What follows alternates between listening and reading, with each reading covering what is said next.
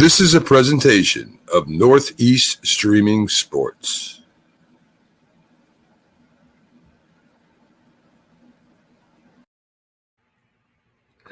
Good morning, everybody, and welcome to the Mac and Jack Show. I am not Mac, of course. I am Jamie Pags, the Philly sports guy. Jack will be on in just a second. He was just here a second ago. All of a sudden, he poofed and disappeared. So he's probably having a little bit of technical difficulties, but he should be back on in just a moment. And we are broadcasting live on Facebook, YouTube, Twitter, Twitch, and Roku TV on the Northeast Streaming Sports Network. So, good morning. I am broadcasting live from Cape May, New Jersey. So I am all over the place. I am down on vacation, and they said, but sports doesn't stop, and neither do we here. So as I wait for Jack to come back on, we had some things happen yesterday in the world of sports. The NBA draft was a big deal, and there was a lot of things that happened. Speaking specifically for the Sixers, since I'm a Philly sports guy, the Sixers traded away their third round or their 23rd pick. Here he comes back in right now. There he is. Technical difficulties all the time. I don't know what happened. That may have been from your end. I don't know. I don't know. I didn't touch any buttons. All I saw was you go to touch your screen. Next thing you know, you were gone. Yeah. Well, I'm back. Welcome back. Working on the problem, but I got it solved, I think. I mean, I'm as messed up as maybe the Knicks are, with the draft. I mean, they had technical difficulties themselves. Well, you know what? It was interesting as I was paying attention to the draft.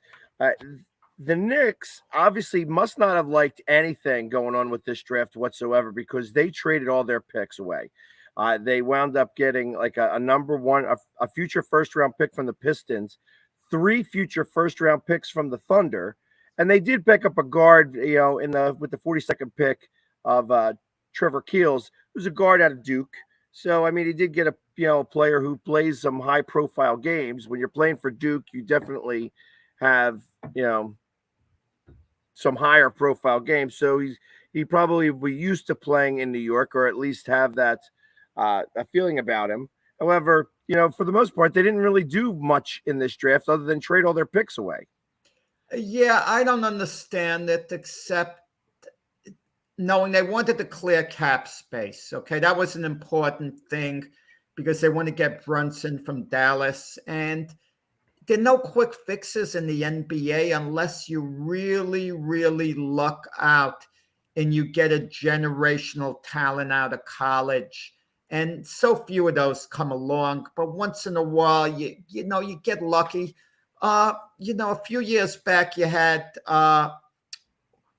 Zion Williamson and Jay Morant coming out of the draft. So with players like that, those are generational type talents. Zion has been hurt, but a player like that can lift your whole team up, take your franchise to another level. There were no players like that in the draft this year. And even last year, you had Cade Cunningham going number 1 to the Pistons, who had a decent rookie year, who people think is going to be a very good player in time. But how many of them are generational talents? Listen, Andrew Wiggins, okay, he went number 1 to the Minnesota Timberwolves in the draft. Well, really, Cleveland traded him to Minnesota for Kevin Love. But with Andrew Wiggins, he contributed mightily to the Golden State Warriors this year, but he's been in the league for years, and he's on track to have a terrific career finally. But how many players, honestly, are generational talents? They themselves are going to lift their team to another level, such as a Giannis, who didn't go at the top of the draft. So you hope you catch lightning in the bottle with one of these guys. Well, you think about that, like you mentioned Andrew Wiggins, and of course, Embiid was the 3rd pick in that draft. He should have gone first, but he did not, and we were expecting to get Andrew Wiggins with the 3rd pick. So just imagine how the world would have changed if Minnesota chose Embiid first instead of 3rd. How would Andrew Wiggins have done as a 6? And maybe he would have been a star. Maybe he would have been the next Allen Iverson for the Sixers if you just left him alone and let him play, because he's a terrific talent. So he would have been a star for the Philadelphia 76ers. But with that said, the Sixers are better off having gotten Embiid. He'd be more valuable, to the Sixers, I feel, than Wiggins ever could have. But you wouldn't have gone wrong with the Sixers had Wiggins somehow, fallen to you. Well, and I mean, all of that's hearsay, obviously, because we wound up getting Embiid, and he wound up sitting out that first year, and that was the considered rookie year for Simmons, and the rest is now history. I mean, what's this, 7-8 years ago? Yeah, now Wiggins has got a ring with Golden State and wants to finish out his career there, obviously, because he's won something over there, and they still got Draymond Green and Curry, and they're going to compete at least for the next couple of years. And they made some moves in the back end of the draft. They definitely wanted to strengthen their bench in the future. They wound up trading up a couple of their second round picks and trading away some future second round picks to get some stuff now. It was interesting. The teams that made moves were like the Pistons, the Thunder. They wound up getting 3 first-round picks, I think, both of them, to be able to get some players. It'll be interesting to see how that plays out. I mean, when you get that many young players, I guess right now you're expecting not to do very well, but you want that in the future for them to grow together. So you do, but you don't want conflicts. I mean, the Pistons, to some people, got a steal getting Jaden Ivey, the guard from Purdue, with the 5th overall pick. But how does he blend with the Cade Cunningham? I mean, you have a Cade Cunningham who went number 1 overall last year, whose way of thinking is, I'm the future of this team. I'm the man. I'm not saying he's a selfish player at all, Cade Cunningham. I'm not saying that. But all of a sudden, Jaden Ivey wants to do his thing, and you have 2 guys who want to do their thing, and they conflict. But getting back with the Sixers, it's interesting. I don't like revisionist thinking, but sometimes it could be a little bit fun. But let's say Wiggins went to the Sixers and Embiid went on the top of that draft. He didn't fall to the Sixers at 3. Maybe Ben Simmons coexists greatly with Andrew Wiggins, and maybe Ben Simmons thrives. Maybe he's still a Sixer. Maybe he's playing the whole time. Maybe this was a happy Ben Simmons who reached his full potential, because with Embiid, I'm not saying they didn't get along, but there was a little friction there for whatever reason. What I believe is that there are some players that just are more interested in receiving the benefits of basketball than playing the game. That's what I believe is going on with Simmons. I feel that Simmons was that way when he was growing up in high school, when he played for LSU, and he decided he played with that team and then said, nope, I'm not going to play in the tournament because I don't want to show anybody what it's like when push comes to shove. I'm not interested in playing in those tough games. And I feel that was the reason why he didn't come back for the Nets. That the Nets looked at him as something more than he was. He wasn't going to be able to play to that level. And because of that, he decided not to come back. Now you see pictures of him trying to catch some marlins, down in the Gulf of Mexico.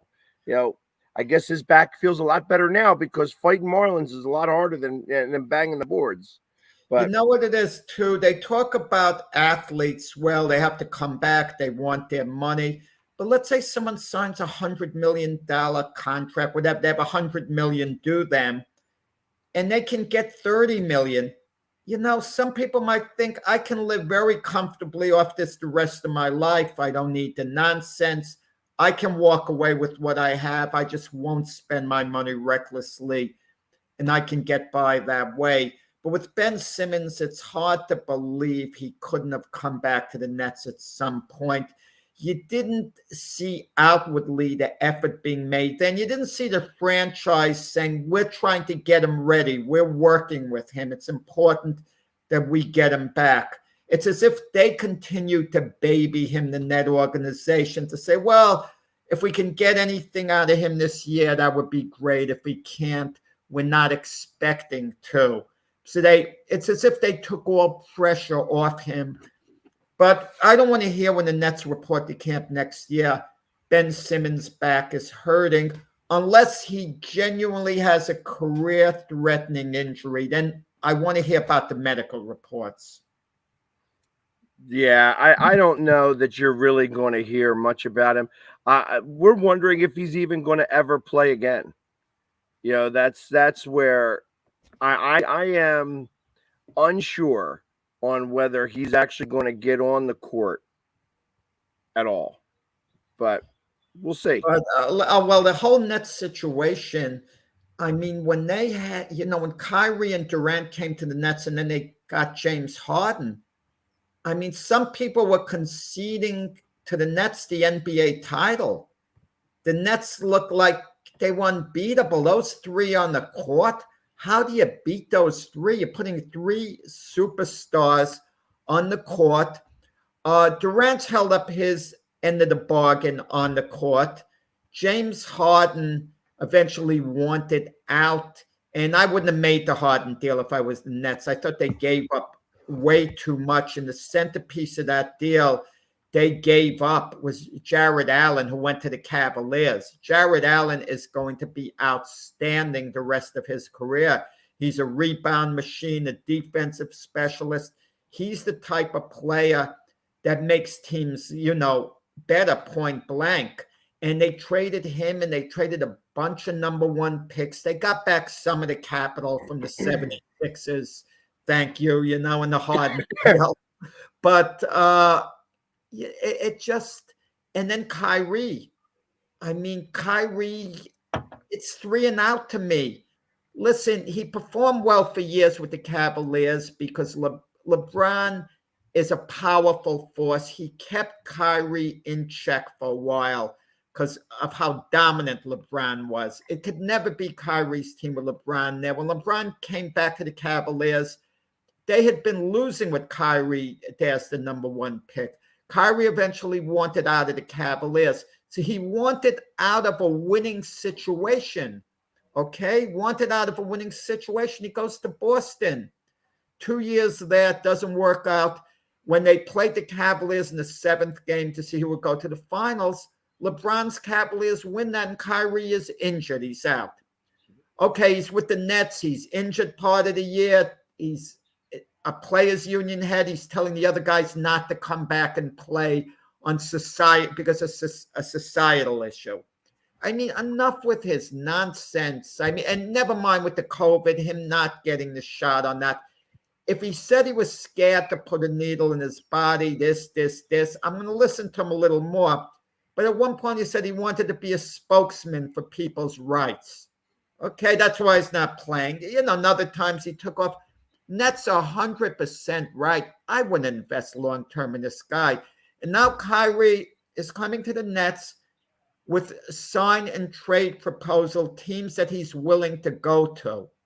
If I'm the Nets, I say, the heck with you, Kyrie. You run the contract. You could opt in. You can opt out. You could take the mid-level exception, go to the Lakers, lose $27 million or whatever. We've had it with your nonsense.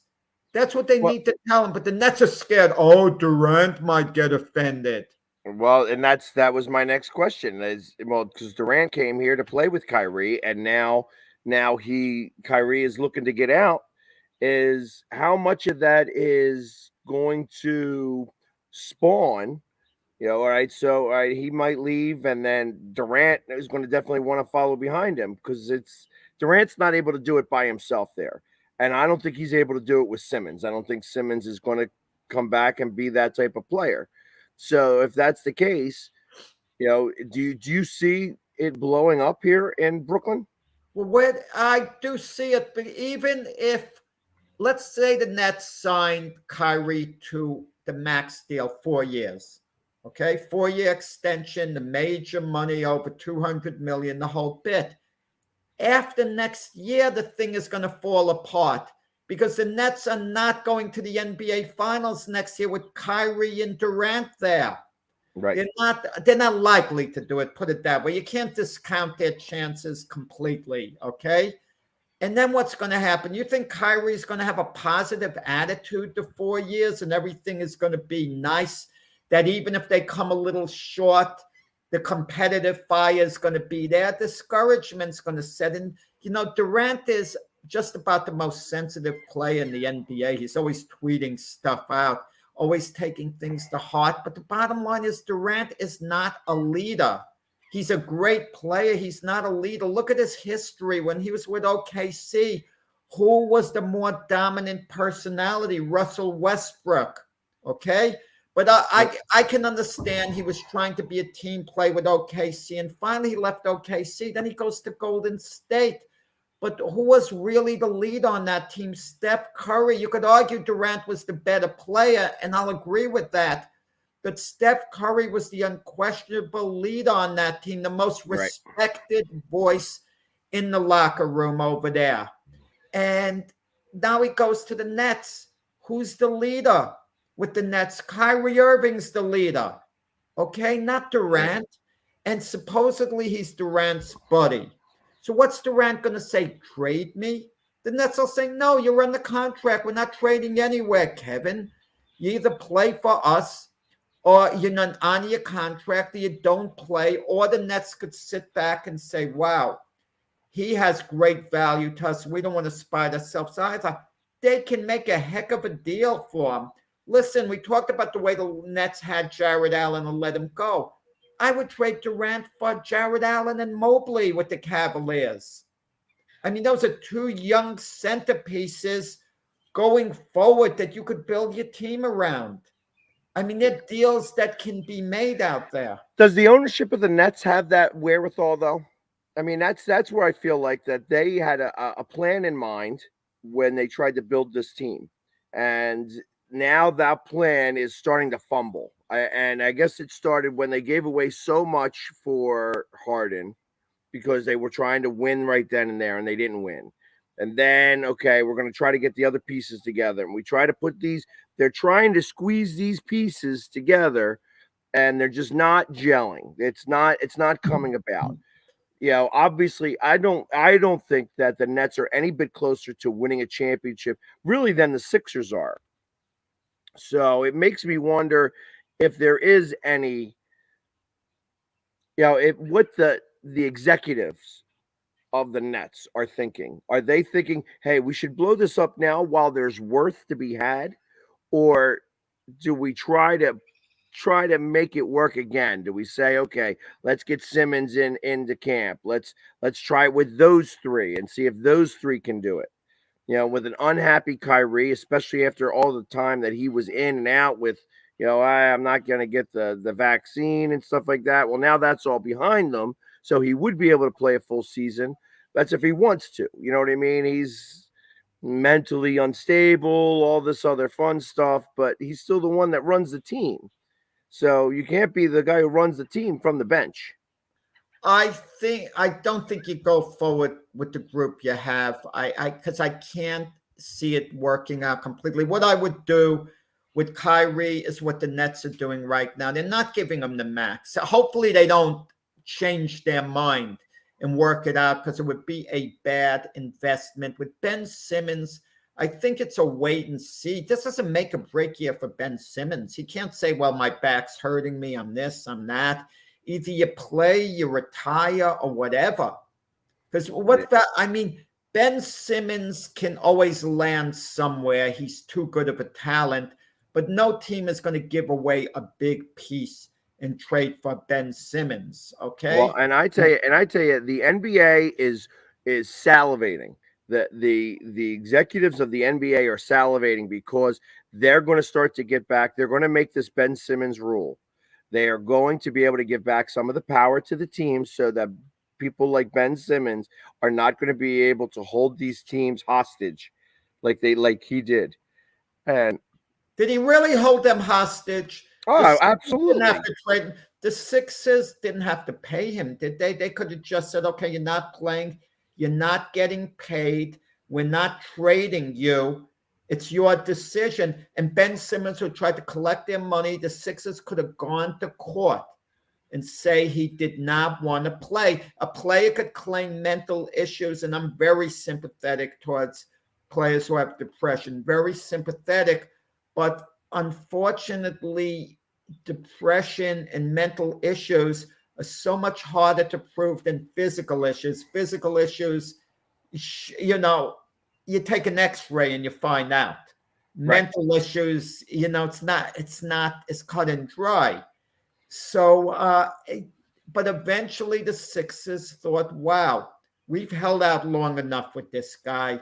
He's not coming back. It's a tug of war. We want to get something. Now, if I'm the Nets getting back with Durant, I sit down with Durant. I have a heart-to-heart talk. I say, this is a situation with Kyrie. We're not investing the long-term deal in him. He's got to prove to us, at least for one full season, he can get it done. I mean, that's my thing with Kyrie, for one full season. And Kyrie just, if he could show that mental toughness, the buy-in for a full year, then okay, maybe I take a chance on him going forward after the year. Maybe, but let him do it for a full year. But Kyrie's been floundering, the last few years. Has he been legitimately injured? Even if you give him the benefit of the doubt, let's give Kyrie Irving the benefit of the doubt for one moment and say he's been legitimately injured. His other issues don't have a main bearing on it. I don't want to invest in him if he can't stay on the court. Well, and that's exactly it. Whether he wants to stay on the court or not, and that's part of the problem, is that he also claimed that he had mental issues, that he couldn't do it. Was that 2 years ago? Last year it had to do with COVID, where he wasn't going to take the shot. He could only do half the games, and then he wasn't even really prepared to play half of those games. So I mean, there's so much baggage that comes with him in general, that as a team, you don't want to be. I wouldn't want to spend the money, but I am also not the executives there that says, okay, well, I got to put people in the seats or else nobody's coming to watch this team. And, Durant is not enough of a draw by himself. Durant's a draw. Let me tell you something about Kyrie that no one talks about. He left the Nets. He left the Celtics to go to the Nets. He was with the Celtics for 2 years. And he told the Celtic fans he wasn't going anywhere at one point. Okay, he has a right to change his mind. But let's say he stayed with the Celtics, and there was no real reason for him to leave the Celtics. I mean, they had the pieces around him, Brown and Tatum. But let's say he stayed with the Celtics all along, and he was with them this year, and he had bought in completely. Do you realize the Celtics might be the NBA champions today with Kyrie, Tatum, and Brown? No one talks about that. I think they would have had a heck of a chance of actually beating Golden State with a focused Kyrie Irving as a Boston Celtic playing with Tatum and Brown. And we might be talking about Kyrie Irving finals MVP. Well, that's a little far-fetched as far as I'm concerned. Not really far-fetched had he stayed with them, Pax. Right, yeah, but that means and you're saying very specifically a focused Irving. And I don't know that you're going to have a focused Kyrie anytime. That's part of the problem. Like he gets excited to play, and then he gets a little, itchy not to play. So I don't know that you're ever going to have a completely focused Kyrie Irving at any time. Well, LeBron was frustrated with him at times at Cleveland because Kyrie was supposed to be playing the point. And, there was a little frustration that set in. But with Kyrie, there's always something. Even when it comes to LeBron, he's at the foul line and Kyrie's saying, oh, is that the best foul shooter they have? To take a voluntary, technical foul at the time that LeBron was taking. And then when some people criticize him for it, Kyrie tried to make race an issue. He says, oh, they want to turn brother against brother. Come on. I mean, I'm sick of this guy. A lot of people are sick of this guy. But you have a fan base who just doesn't get it. They don't have their morals are different from other people. When Kyrie wouldn't get the vaccination, they would be picketing free Kyrie Like he was some social icon doing something, helpful here. It's like, come on, Right. New York State, New York City had laws. In effect, they want him to change the laws to accommodate Kyrie Irving. Listen, it was his right not to get vaccinated, but also, the repercussions. You're not playing. And your team has a right to say, look, you're not helping us during this time. And it's your call not to get vaccinated. You're not getting paid. You're not this. There are too many things with Kyrie Irving that were going down like one after the other. And with the Nets, too, getting back to what you said with the big three, Durant, Irving, and Harden. It's easy to forget when Harden came to the Nets his first year, he was a star in the league. He came second to Joel Embiid.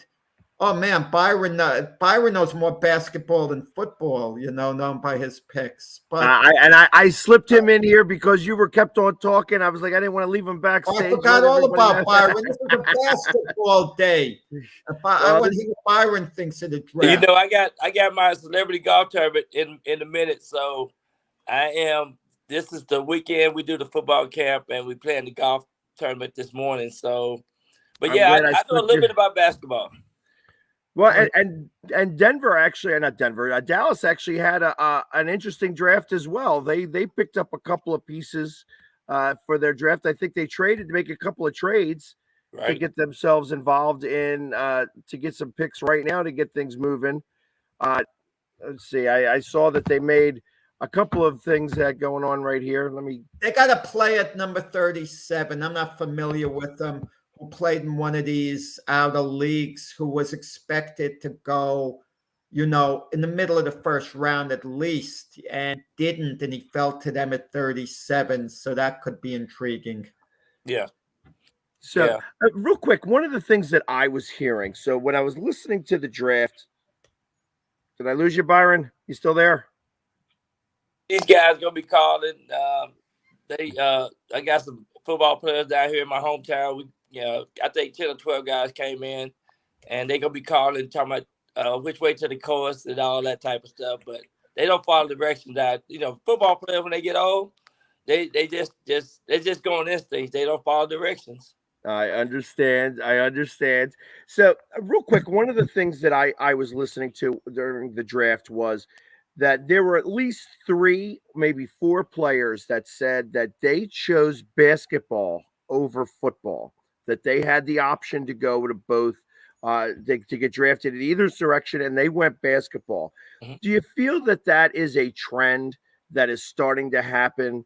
And now I know that there's always going to be enough people for the draft. There's always going to be people playing football because the prestige is where I think you're going to get your most amount of money and stuff like that. But do you feel that that's a trend that may be starting where players are going to choose other sports against football? I think so. Just because of the the structure and the contact and the brain part of it, the concussions. When the concussion movie came out, it really shed a lot of light on the injuries and what happened down the road with a lot of players. And the average football player lifespan is 53, and so and the average is 2.5 years, 3 years, to play the game. So if you look at the tendencies, you try to say what's better for us being healthy and longevity for us living life. So yeah, when players find out those facts and if they have the ability to play basketball, then they probably would try to make it in baseball or football, other sports. But it's only less than 500 yards in basketball, and it's about 2,000 yards in football, and of course baseball is really low as well. So you still have to have the skill set, and you got to really be a special person to make it in all those 3 sports anyway. Byron, isn't a position a key thing? Like you take a Kyler Murray who could have played shortstop for the Oakland Athletics, but he's a quarterback. It's a glamour position. If he had a choice between being a shortstop in Major League Baseball or wide receiver, he may have picked shortstop, but somehow quarterback, you're in control. Right. John Elway could have been an outfielder for the Yankees and a good one. Right. But, your quarterback, I mean, I think, it kind of like depends a little. LeBron James, such a great athlete. He may have been a great tight end in football. Right. But basketball, was his thing. I mean, I don't know the young men think that much the way older ones do about concussions and this and that. Yeah. When you're 22, 23, I don't know, is that the mindset? I think you have a feeling of invincibility at that age. Absolutely. Absolutely. You think that you can conquer the world too at that age. Exactly. So, you know what, real quick, only because football is a little bit of a downtime right now. They were trying to come up with stories where Arch Manning is going to school. Is this quarterback better? They have this one quarterback that I was seeing who's an ambidextrous quarterback, can throw with both hands, which I thought was really interesting. I'm like, does that actually give him an extra advantage when you can throw with your opposite hands? But because it's a slow time in football right now, you have a golf classic going on, and you do a lot for the children in the Dallas. Who do you got coming to play golf with you today? Well, we had Jim Jeffcoat, and he. I heard he's not a good golfer, anyways. He's coming better to he's not a good golfer, but he coming to the football camp tomorrow. But we got a guy named Philip Epps that played for the Green Bay Packers and played a year. At his last year, he played with the Jets. Real fast guy. They grew up here. Most of the guys that's coming grew up around this neighborhood, around East Texas. I'm in East Texas, on the border of Texarkana, on the border of Texas and Arkansas. We have Ernest Rome that played for the Miami Dolphins. He was on that undefeated team. He played linebacker.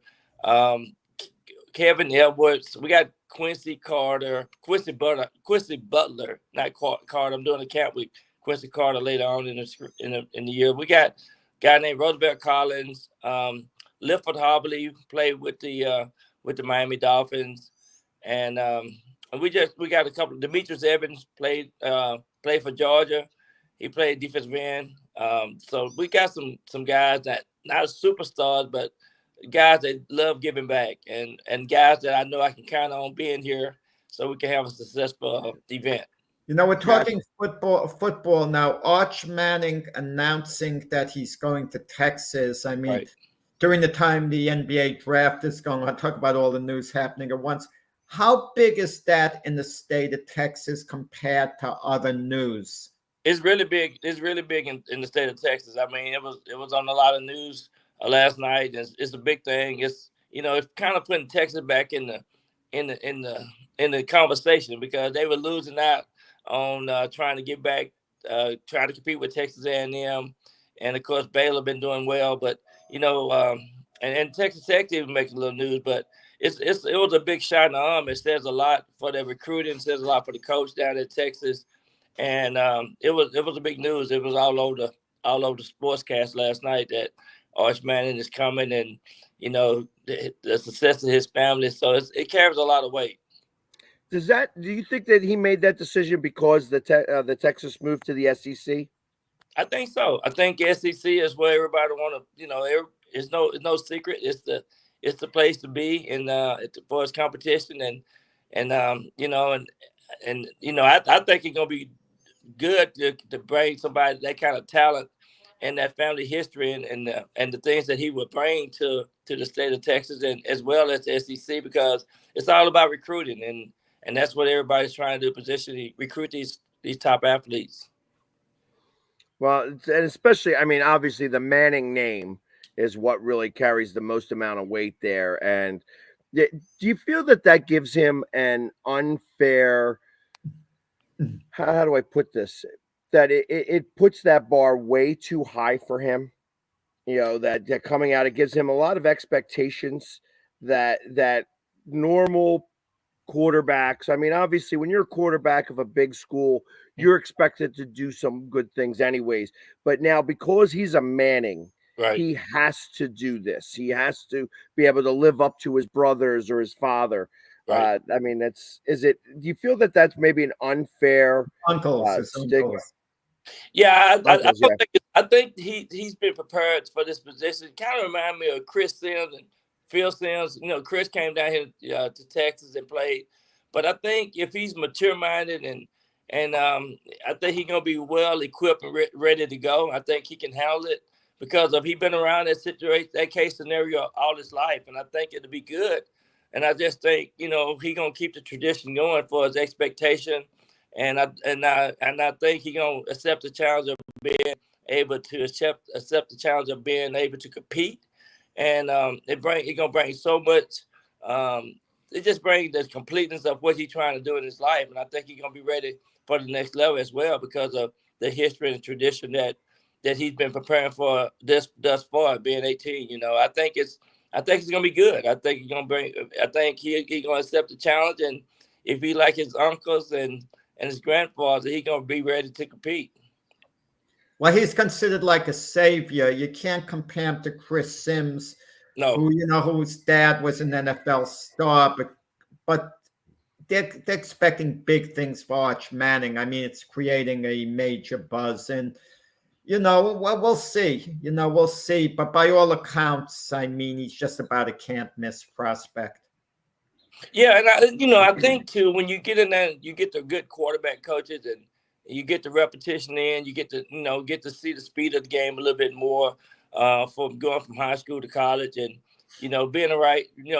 Just all the different things that his uncles and the people that he's been around go continue to to let him get him mature minded, and I think he gonna do well. I just love seeing what's gonna happen with how he can carry that torch. And that's been an interesting thing that you've been seeing across all of sports. Players, newer players or rookies or kids going to college whose parents were players. Yeah. You see a lot more with the coaches where the coaches' kids are better suited to play.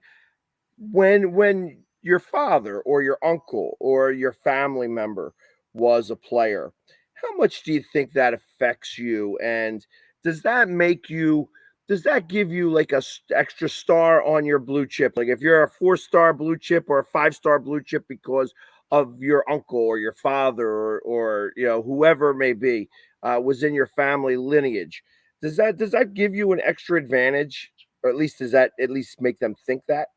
I think it does, and I think just in case, my great nephew got a scholarship last year to Texas Tech. He's 6'7", 330. His dad was a running back. He played 2 years with Detroit with Barry Sanders. So his name's Jacoby Jackson, number 75, and he's a straight A student. So I think he's been around his dad and me a lot. So I think when you have somebody that's in your family.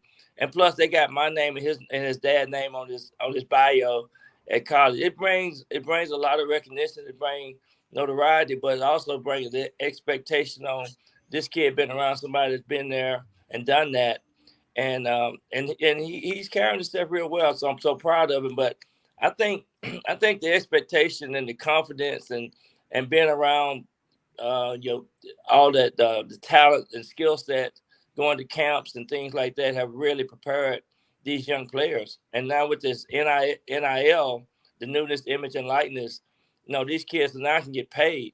Texas Tech is one of the 20 schools that if you make all A's, you maybe get anywhere between $5,000 to $10,000 a month for being a good student, not just being a good athlete. So the game is changing. The things that they're doing to motivate these students and keeping them, uplifted for their responsibilities have really, really been good as well. So it's a new dynamics. And I think now these kids can make money like no other, and they can position themselves, to just to go to the next level. And not only in sports, but in life as yeah, well. I love that. They're getting paid $5,000 to $10,000 for each A.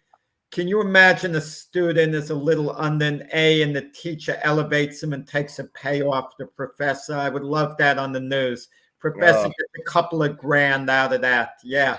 Deals will work on. Oh, unbelievable. You're just waiting to hear that. That's going to happen at some point. But and that would be a shame if that does happen, where you're taking away. You're actually now that's going to, because the teacher may get let go, but he'll get picked up by another college, and that won't really follow them. But that player will have that stigma throughout. Yeah. So, and that's a shame because that You mentioned something to Byron about names of players with the sons or or daughters or whatever going to get a big opportunity based on the names.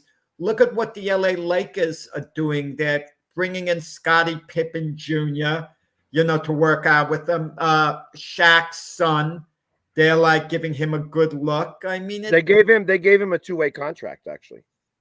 Yeah, what's the two-way? What do you mean by two-way contract? So I think he's in a G League. I think he's signed to a G League contract. Yeah, and then if he gets to come up, if he comes up to the NBA, he does get NBA value.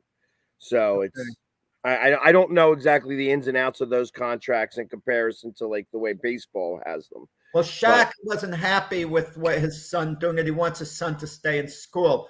My question is this: is Shaq paying his son's full tuition? I want to know that because Shaq has said before he doesn't give money to his kids; they got to earn it. So if he makes his kid hold down a job on the side to pay his own way, then Shaq's got no say to me in this at all. You know. But if he's paying his full tuition, the kid will hear Shaq out, but Shaq's got to allow his kid to make his own decision at the end of the day. You just lay out the options to him. Yeah, it's exciting that these kids have a whole lot of opportunities, and it's a lot of money out there that these kids are making at 18, 17, 20 years old, and it's like it's gonna be a lot of fun. It's gonna be an exciting time to see what happens in the next 5 to 10 years in sports. Yeah. So real quick, Byron, I just to talk a little bit about what you do with your camps. What are the age limits on your camp specific?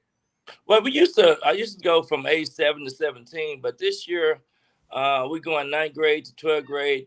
It's not a camp; it's called Combine. So we're doing what they do in the NFL. We're gonna bring experts in to talk about getting college ready, being prepared for the ACT, SAT, and doing we got a sports group coming in the 24/7 that rate these kids and help them with their exposure to do their player profile as well.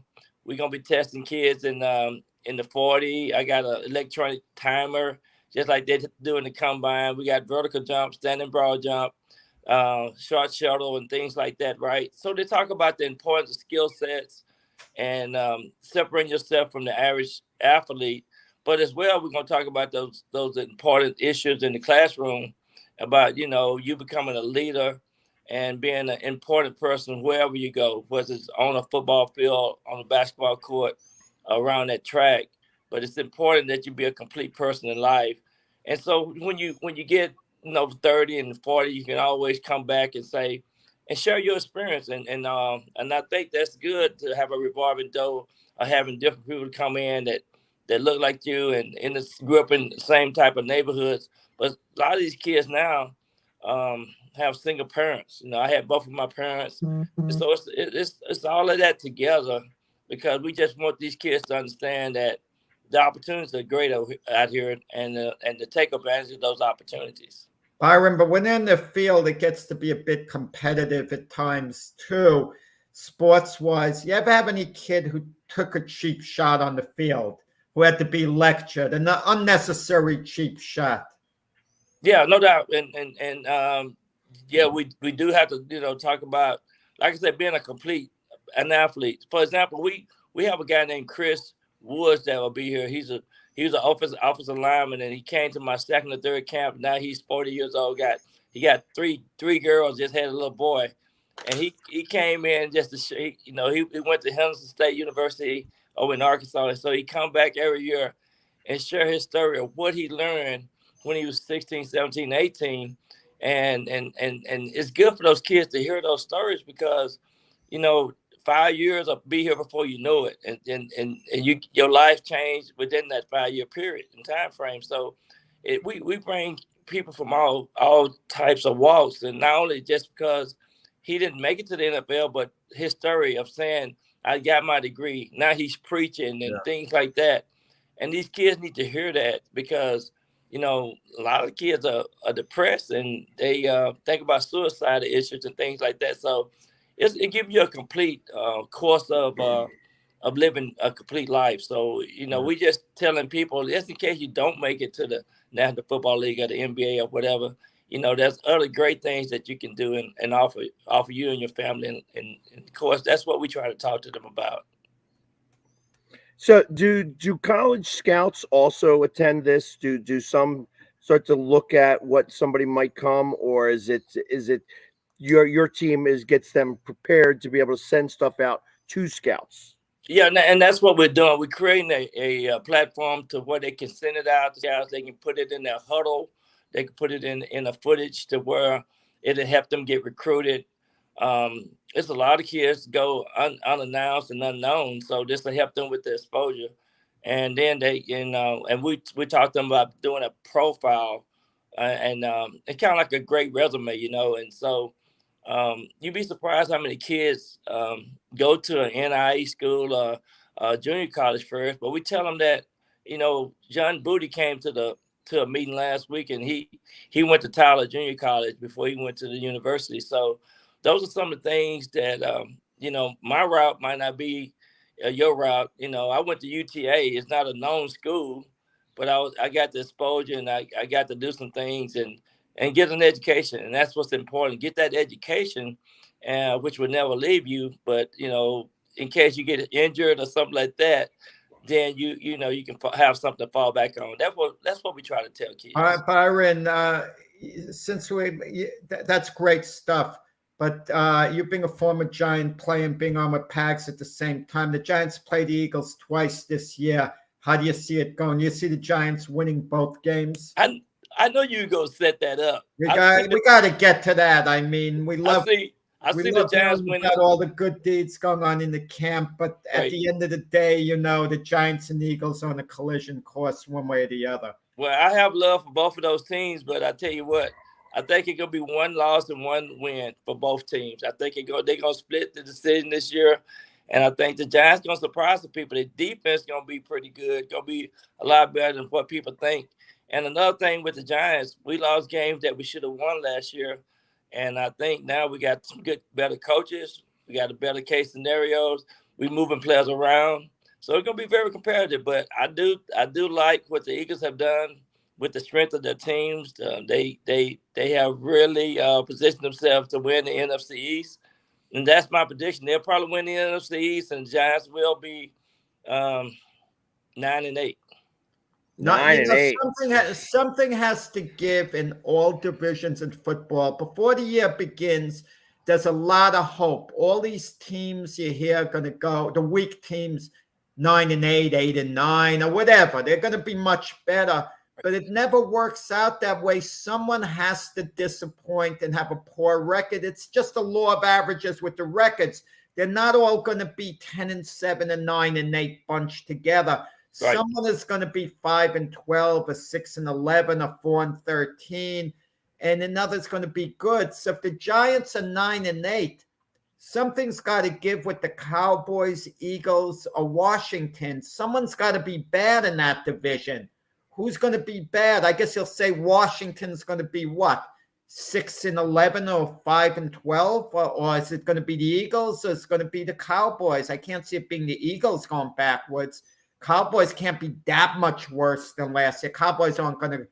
It's hard to envision the Cowboys at 6-11. You know what I try to do, though? I do try to keep up with what's going on in the offseason, because the offseason really dictates what the outcome going to be. And the other second factor is the injuries. Which team going to experience the most injuries? And I think those two things are the biggest factor right now. What they're doing now between now and the start of the football season. And then I know you don't, Jack, I know you don't like the preseason games, but it's also important of who those last 10 to 15 players that's going to be on the team for us making up their special teams and making up their backup roles. And so those things is what I'm looking at. And whoever team be prepared in that department will be the team that's going to be surprising in the NFC East. I mean, the preseason games are boring. The coaches don't even allow the players to play and open up. It's like it's You know monotonous. what? I But hate still, to say it. Jack, it's about conditioning and preparation and eliminating injuries. Those guys got to play in the preseason. You know your veteran players, the guys who've been around a few years, you know what they can do. They don't need any preseason work. I mean, they're ready to go opening game. Yeah, but the only thing is some of them are not in shape. So if they get like a hamstring pull or something, that would cost them dearly for 3 to 4 weeks. And so it's very important that these guys get the repetition, get the reps in, and the preparation for the season to get started, because it's 18 weeks. 18 weeks is a long time. It's more than 16 weeks. So those 2 extra weeks that they added with the bye week. 17 weeks. Yeah, but you have a bye week, so it's 18 weeks. I'm talking Yeah. So, but my point is, it's a long season, and if those two extra weeks that they added do make a difference. You know, Pags also, Byron, you get your bye early in the season. It reminds me when I had a job and they assigned me lunch at 10:45 in the morning. You know, you hated that early. You hate it. You want to buy at a good time of the year. Exactly, and that's kind of the way it is in football too. And remember last year, Jack, the Cardinals came out winning all those games, but at the end of the season, it seemed like they had a flat tire. Oh yeah, right. And then the Eagles on the opposite side, they didn't have a bye week until week 14. Right. So it was like then they got a bye, and it was perfect for them to try to make a run to the playoffs, where it was so late in the season that you played so much. I mean, but we know that the NFL is going to an 18-week season. They're going to institute a second bye week, and it's going to be a 20-week season in total. And I know that this is coming because they're trying to make the Super Bowl happen right around so that the Monday is President's Day, so that they actually get a national holiday off after the Super Bowl. It's coming, and it's just a matter of working that all out and getting all those things together in the CBA. Right. But that may be a few years away. But in the meantime, maybe they got to 17. It's only a matter of time before they get to selfishness. The best way of doing it, just give everyone 2 weeks off at the middle of the season, but you won't have your game on the weekends. You won't have your games. That's why they don't do it. But the whole league, give them a bye at the same time, 2 weeks off. Okay. Yeah. So no, because then you lose revenue for those 2 weeks. That's why the NFL is always they can't get no weeks off. They just got to continue to give a certain divisions a week off, rotate them, and so forth. But I just got elected again on the advisory board this week, so I'm gonna be more involved with hearing what's going on the current side as well as the former player side. So it's always good to hear all the updates and the news and the strategies that's going on with the different teams. I'm going to tell you the 2 big things in the NFL news right now. Obviously, the Deshaun Watson situation, but Alvin Kamara is coming back in the news. And they're saying, well, Alvin Kamara is expecting maybe at least a 6-game suspension. He'll be lucky if he gets off only 6 games. I mean, if some of these guys, I'm not sure all the details on the Deshaun Watson situation, stuff I haven't heard about, we haven't heard about, that the league knows about. But the Alvin Kamara situation, wow, one guy was nearly beaten to his death over there. And what is Alvin Kamara's level of responsibility here? I don't know that either, but that is serious, serious stuff. And these players got to really be careful and cautious when they go in these certain states, like the state of Nevada, man. They laws are different. State of California laws are different. And when you go in and be a part of these crimes and actions that really don't make sense, you really can hurt and damage your team. Now the dynamic for New Orleans is going to be, I don't know, just like Cleveland, they hanging in the balance, and they don't know what's going to happen with all this off the field problem that these guys are getting into. Well, and that's the problem with the NFL. I think that these guys are focused and they're driving at 1,000,000 miles an hour and they're not they can't be riding on the same roads as everybody else, because when you're driving that fast, it's hard to downshift. And Absolutely. I feel like that's with something. Alvin Kamara, he was in a hotel lobby by the elevator, and supposedly there was an altercation. They say maybe one of his friends beat a guy better. Alvin Kamara put hands on him. I'm sure they have the surveillance. Yeah. Right. There's no way of getting, around it. But it's it was, really a bad situation. And reportedly, the guy who was beaten up wasn't at fault. Reportedly. But we have to see, Alvin Kamara would have a defense or whatever. But if he's expecting at least a 6-game suspension, at least it doesn't go towards his innocence. And last year when he got hurt, New Orleans, they couldn't even score points. So they really gonna need him, and it could be very devastating for New Orleans Saints if he get a 6-game suspension. Yeah, especially with as much turnovers they've had on both the defensive side and the. They're not going to be too offensive good, the side, Saints. They got Jarvis Landry, but I mean, Jameis Winston throwing to him. I like Jameis Winston. Hopefully he stays healthy, but it's I'm not optimistic. I think New Orleans is their window is shut. I don't think it's closing. I think it's shut. Yeah, and plus they got a new coach. So yeah, it's a rebuild for me. But maybe they'll surprise us. Yeah, maybe. So obviously you got your event happening today, so we're going to let you go here. What's your handicap in golf? I'm about a 10 or 12. 10 or 12? Well, it's a lot better than me. You don't want to go golfing with me. That's why you'll never see me on the course. Anybody who ever golfs with me, they decide that they never want to golf with me again. So I'm Max one of those says guys. golf isn't even a sport. That's what That's what Max says. Sometimes it's a skill. It's not a sport. That's absolutely. Max. I think it's a combination of both. I really do. Max says if you don't push back, if no one is pushing back, it's not a sport. I know he got on me the other day saying, Byron, you got to tell these guys to stop being soft, and you got to have contact. You got to hit. And, I said, Mac, the game have changed. It's in the collective bargaining agreement. So many padded practice, this and that. Things have changed. He said, well, you need to talk to them about, getting prepared and you ready to tackle. And these guys not playing touch football. When Mac coached high school, if it was 90 degrees out and the player needed water, Mac would make it out that was a sign of weakness. Absolutely. Back in the day. Yeah. And guess what? Mac could probably have the guys taking salt tablets.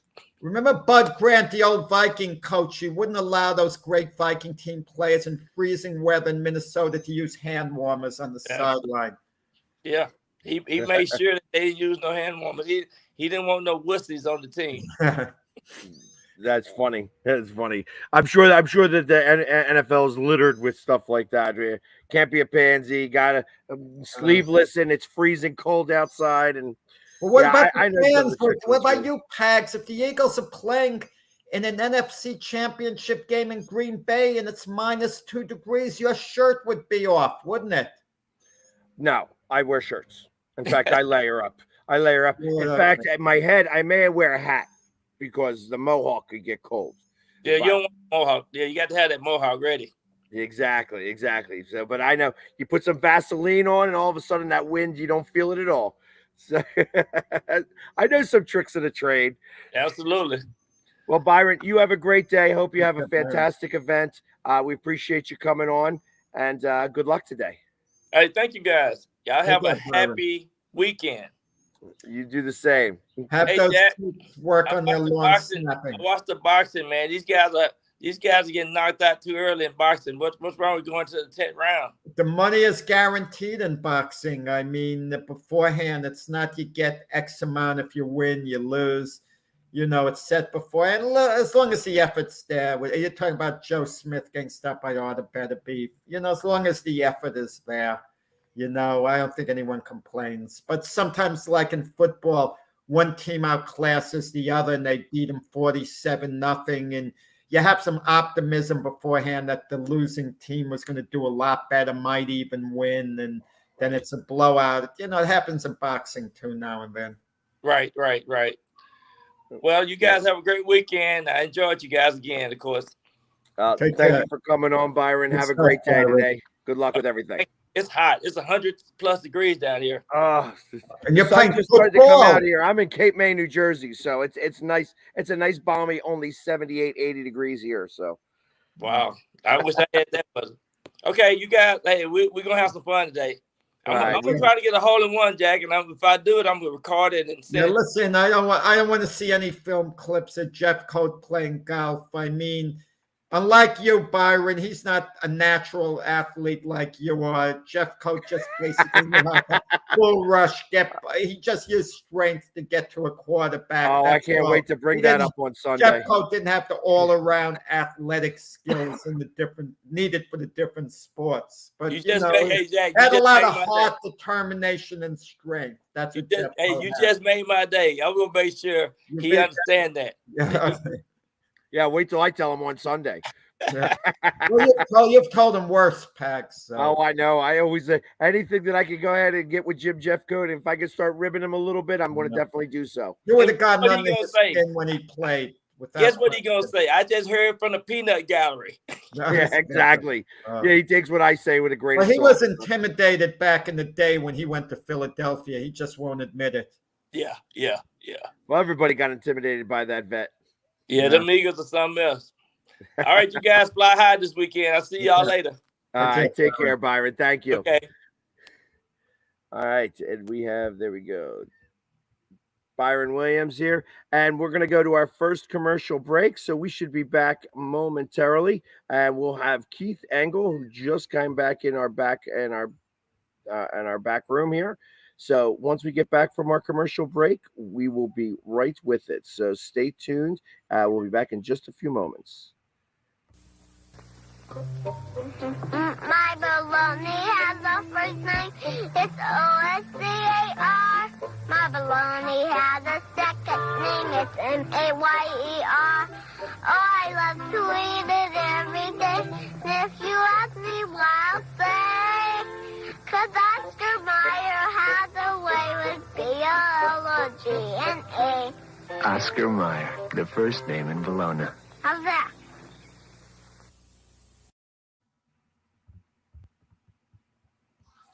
And there we are back.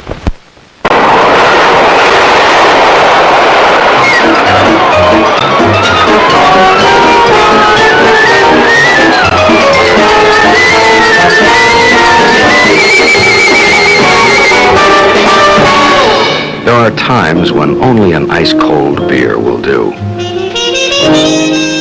And there are times, like this one, when it's got to be Schaefer.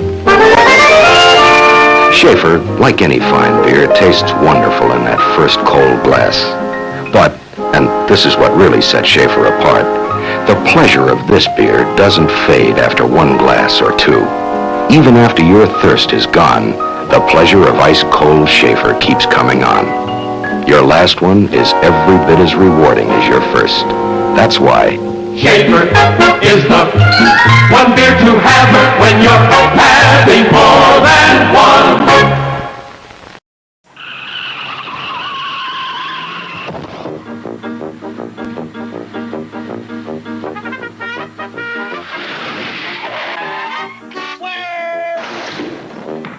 When you drive to Wendy's and order a single, you get more beef than the Whopper or the Big Mac.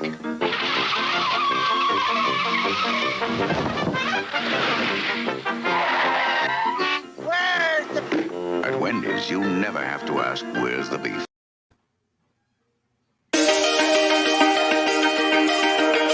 The Hometown Foundation is excited to bring back the Dream Ride Experience, August 26th to the 28th at Connecticut's Farmington Polo Club. Join us in celebrating the accomplishments of our Dream Riders while enjoying live music, a car and motorcycle show, family fun zone, pet adoptions, canine demonstrations, the Fireman's Chili Cook-Off, and much, much more. Get your tickets today.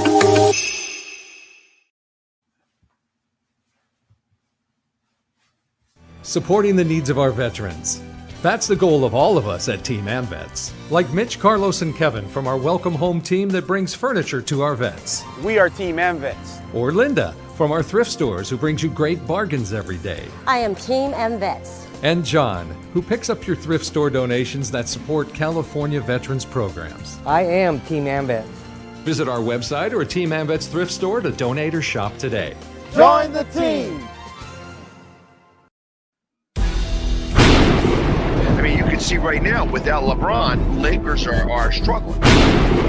Let me tell you about a team I hate, all right? I know the Dallas Cowboy fan is here, so I had to make sure he knew how much I hate this team. I'm ready. I've often said that the people who run baseball, they try very hard to ruin it. I'm from Brooklyn. I don't have a problem saying it to his face. Oh, I'm from Brooklyn. Hey, get us any.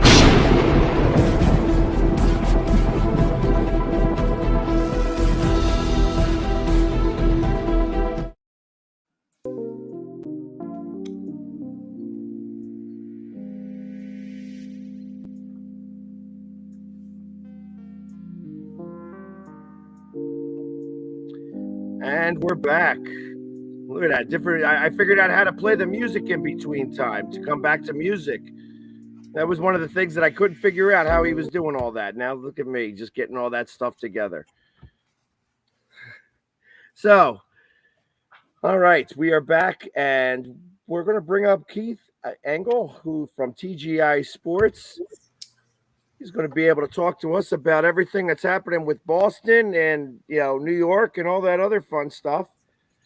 Good morning, before the show. Good morning, Keith. How you feeling today? I am so good today. I'd have to be twins if I was any better today. There you go. So off the air, before the show started, Jack and I were talking about the Yankees and how Judge is going through arbitration. Yep. And last night he also had a walk-off. And the fact that they're doing this arbitration in the middle of the year, how much do you think that that's going to affect his arbitration value? And is that something that's going to, because they're supposed to be basing this off of last year. Correct. However, his numbers so far this year have exceeded last year. And do you think that that's going to play a part? Yeah. Well, it was a lockout in general that pushed all these arbitration hearings into the season. They'd normally be done well before now, February, whatever. It's funny. I think I'm going to do a vlog on this today because I was just writing down some notes about this. To me, the Yankees have an opportunity here. The arbiter has to remove this season from the equation. Cannot even come into play. So if I'm the Yankees, this is an opportunity. If I'm the Yankees to say, you know what, they should have already done this. Let's pull the plug on the arbitration. We'll give you the $21 million you asked for. They offered 17. And in return, give us a chance to open negotiations and start looking at a long-term deal now, not wait until after the season. This is a chance for the Yankees to turn this thing around a little bit in their favor. And the way they've approached this whole thing, they're certainly not likely to do that here at the 11th hour. But this is what I would do. I was a Yankee. No, Keith, you have the right idea. But I've said this all along. The Yankees should have treated this year as a free agent year, not just give him what he wanted in arbitration. They should just say point blank, this year, $35 million, and then 7 years on top of that, $35 million a year, $280 total. And that's a final offer there. And that's the end of it. That's not negotiating. That's telling them what you're going to offer. And the Judge side is going to see, wow, if we become a free agent, we might be able to make over $300 million, $310.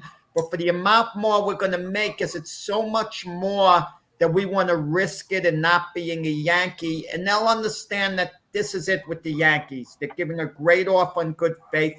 They have to treat him like he's a free agent right now, not just say, well, we'll give you that, but let us open a negotiation. I won't disagree with that, but here's the thing. $35 million isn't getting it done anymore. He's getting Mike Trout money. He's going to get $40 million a year if he hits the open market. So $35 million probably Mike Trout's getting like $35 million a year, 35 and a half. So that's Mike Trout money. I think he's going to get closer to 40. I really do. And here's You the think thing. for how many years? Well, that's the thing. You might get him cheaper if you add on a couple of years, which you're going to probably get, not your value out of, which I'm okay with. I don't care. This team needs Aaron Judge. I don't care what it takes to sign him. If there's one guy who's worth the money, it's Aaron Judge, because this team's worth what? $10 billion? This $40 million they will recap in marketing and merchandising and whatever else in a couple of years. How many years? Wait, you would give him $40 million a year for how many years? What's he, 30? I would give it through his year 38. So I'd 8 years? Yeah, I'd give him 8 years. You give him $320 million. I would.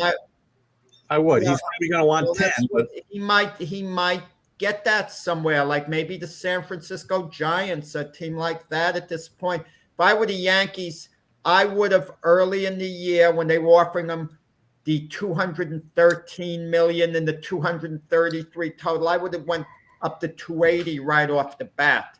I would have came with my best offer right then, and they didn't do it. They're going to come with a much higher offer later on, and they could have signed them. They've a year ago. That's the sad part about it. They've mishandled this from the very, very beginning. And you see a lot of other guys lock up their guys when they're younger for less money. Now, I'm not saying Judge should have done that, but they've mishandled this, and he is worth more. They're going to pay more than anybody else if they want to keep him, because he's worth more to the Yankees than he is anywhere else, because he's built his brand here. He's the face of the franchise, and he'll get more money for that. Let's look at it another way, Keith. Let's look at it another way and put the burden on Judge. Okay, you can make some more money going elsewhere. Does it really pay off? Did it pay off for Robinson Cano? Yeah, it's not a fair comparison. Robbie Cano was a nice player, but he wasn't a face of the franchise. Aaron Judge is Derek Jeter. That's a better comparison. And by the way, the Yankees have a history of treating their stars this way. They love everybody else's players better. They love A-Rod's better, the Stanton's better, the Sabathia's better. And I got nothing bad to say about CeCe. That's just what I'm just lumping him in here. And they make guys who have been the brand, been the face of the franchise, like Derek Jeter. When he came up for his last contract, they made him go out and look for a better contract. They said, go bring a better deal back to us. They bundled that up. I've never forgiven the Yankees for that, how they acted. How ridiculous was that? I mean, that's how I go back to with the Yankees all the time. And Derek's just the most extreme example. They nearly lost Bernie Williams to the Boston Red Sox because they were going to let him walk, and they came to their senses at the last second. Andy Pettitte walked away because they wouldn't give him what they were willing to give other guys to come here. Good point. Their management in this area has been atrocious forever. And guys like to go back and say, if George were here, this would never be happening. Baloney. George treated his guys the same exact way as they treat them today. George got it done. George would have signed Jeter for more than Jeter eventually got with the Yankees. George always got it done at the end. Usually, always, I should say. But George set this tone for loving other guys' players more than he loved his own. With Bruce Gossage and Sparky Lyle, that was ugly, There's that. I mean, Reggie was allowed to walk away because, Reggie had a really bad year in 1981 when he won his walk year. He had some really good years. He had some really good years after that, though. So let me ask this. I mean, just because I know that he's asking for like 10 years and your guys are talking 7, 8 years, would it be something worthwhile to give him more money and less term? Like I'm saying, obviously it's a big deal if they were to lose him. But so would you go out of your way and say, you were saying 40, go 45 for 5? No. I probably not. I mean, I think he's going to want long-term. At the end of the day, I guess you're right, Pegs. It's the total package that really matters. So if he gets his money, whether it's 5 years or 8 years, it probably doesn't matter. It might matter to the Yankees at that point. Keith, Pack should know it. Philadelphia Philly Bryce Harper. Bryce Harper signed a 13-year deal. A 13-year deal is ludicrous. However, the first 10 years, Bryce Harper's getting $30 million a year. And then the last 3, he's getting $10 million a year. But to my way of thinking, had the Phillies offered Bryce Harper a total of $330 million for 10 years, $33 million a year, I could live with that. So I'm okay with them paying less at the end of the contract, the way it worked out. So Well, it's a total package. However you work it out, you're not getting the same value in year 10 or 13 or whatever, how many words you were talking as you're getting in year 5. Everybody knows that. Everybody points to the Albert Pujols contract, right? The Angels knew they weren't going to get the same money or the same value out of him at 38 and 40 as they were getting at 31. I mean, that's just common sense. And if you think you are, then you ought not be running a baseball team. Right. Well, and that's why I'm saying that, because I was saying you should, if you wanted to go 8 years, my 6th year, you would make a player option. The 7th and 8th years, you would do team options, and I kind of feel the same way with that, where you could pay him more money and then give that 6th year as a team option so that you could pay him $50 million for that 6th year, if he's worth it, if he's still producing the numbers, at 35 years old, he's still hitting the same home runs, he's still doing walk-offs and doing what he's doing this year, then absolutely he's going to be worth it, and $50 million would still be cheap. Do endorsement deals come into this now? If the Judge is a Yankee, it helps him endorsement-wise, but you can get great endorsement deals with other teams as well. And there's the legacy fact as far as truly being iconic.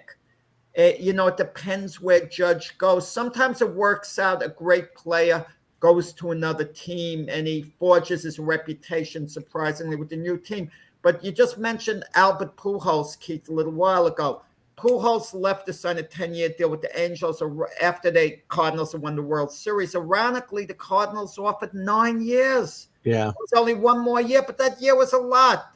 They stretched the limit going 9 years. Think of how iconic Pujols would be had he just stayed with St. Louis all those years he was with the Angels. He would be on the level, would you agree, with Stan the Man Musial as a Cardinal legend? And he's not quite there now. No, because, he spent 10 years away, so right. Agreed. And Judge has that opportunity. He got started late in his career anyway. He didn't come up at, his early 20s like a lot of guys did. But for him to spend his lifetime as a Yankee, there was an article the other day about Manny Ramirez saying if Derek Jeter played with the Royals, he'd be just another player. He'd still be great. He'd still be a great player, but he wouldn't have the same. It wouldn't have the same aura around him. That's what Manny was saying. Mac was mad at Manny, but I explained what Manny meant. I'm mad at Manny too, but he's right in the fact that, when you play your entire career for the New York Yankees and it's a Hall of Fame career, it's different than if you played somewhere else. I get that. But sometimes the exceptions, you can rebound. Look at Gary Carter, the Expos to the Mets, and Keith Hernandez, Cardinals to the Mets. You know, Hernandez and Carter, Hernandez more so is thought of as a New York Met than a Cardinal, and Carter is split down the middle between Expos and Mets. Yeah, and I think there's probably other examples as well. But again, when we're talking about the Yankees, we're talking about different thing than we're talking about anywhere else, probably in baseball. Well, I would think that St. Louis is probably second on that list. That's a great example, yeah. So and that makes me. This is probably a good question for your debate tomorrow that I'm not going to be a part of. Who would be better revered in St. Louis, Mark McGwire or Pujols? I think that's easy. Easy, yeah. You think? Who's more revered? What do you mean? I think McGwire. Wow. No. Not with everything that surrounds him. No. If McGwire didn't have the PD issue, you could then make a good argument there. The Cardinal organization was extra nice to Pujols. Think about it, because he left them. They gave him a very, great offer as well, the 9 years. And to bring him back the way they did, they wanted no obligation to bring him back and have all this warm, fuzzy feeling. He left him point blank. Another good, and this maybe is a good question too. Why is Albert Pujols not getting the send-off around the league that other players of his stature have gotten when they say, "This is my last time here"? He said he's making one more trip around the league. This is it for him. Unless I'm mistaken, he said, "I'm done after this year." Good question. Other players, Frank Thomas's, and I can think of a gazillion other guys, have gotten, great send-offs, and all the cities are visiting for the last time, and it's not happening with Albert Pujols. Yeah, guys, we talked legacy. An example before, Freddie Freeman. Let's say he plays 6 years for the Dodgers and they win a World Series. His legacy kind of gets a little split up from being. Yeah. He's still an all-time great Atlanta Brave, but not quite as iconic as an Atlanta Brave if he continues for years with the Dodgers. It's another great example. He's a guy who should have stayed. The Braves made a huge mistake letting him go because he was that important to the team.